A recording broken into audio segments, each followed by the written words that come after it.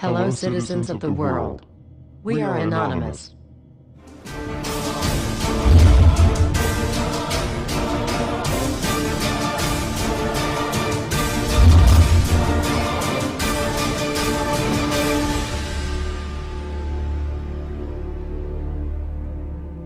Dear brothers and sisters, now is the time to open your eyes. In a stunning move that has civil libertarians stuttering with disbelief, the U.S. Senate has just passed a bill that effectively ends the Bill of Rights in America.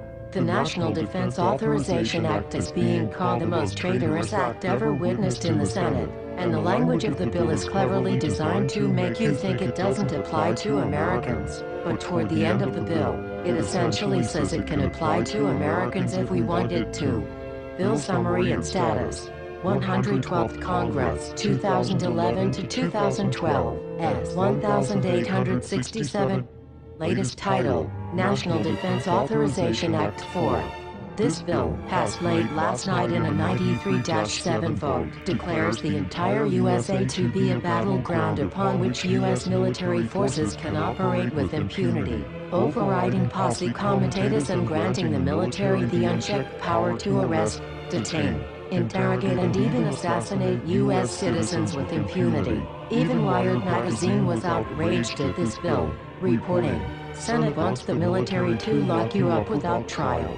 The detention mandate to use indefinite military detention in terrorism cases isn't limited to foreigners. It's confusing, because two different sections of the bill seem to contradict each other.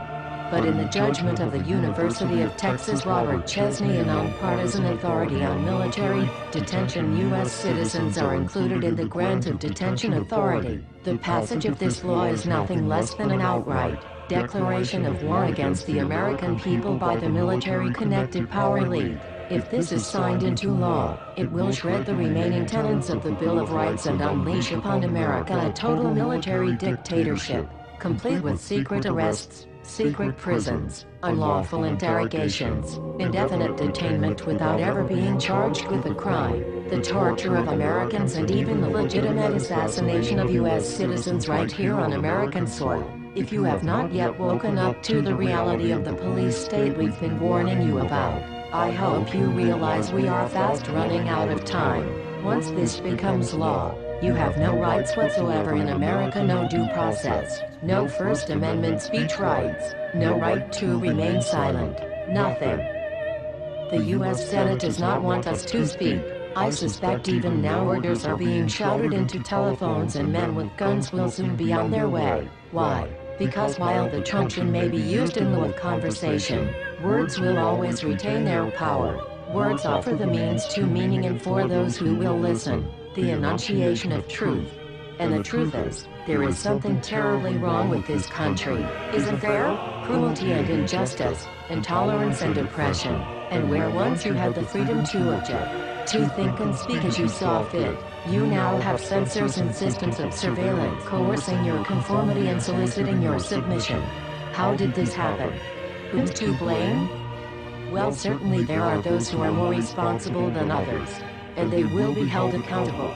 But again, truth be told, if you're looking for the guilty, you need only look into a mirror. I know why you did it. I know you were afraid. Who wouldn't be? War, terror, disease. There were a myriad of problems which conspired to corrupt your reason and rob you of your common sense. Fear got the best of you, and in your panic, you turned to the now president in command, Barack Obama. He promised you order. He promised you peace. And all he demanded in return was your silent, obedient consent.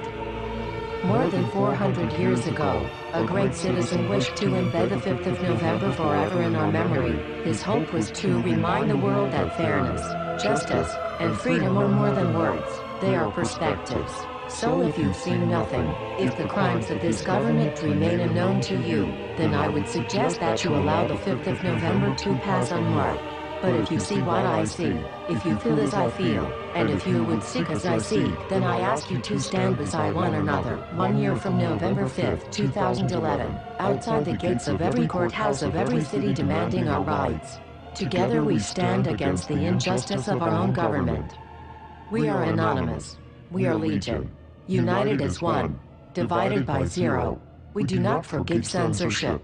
We do not forget oppression. U.S. Senate. Expect us.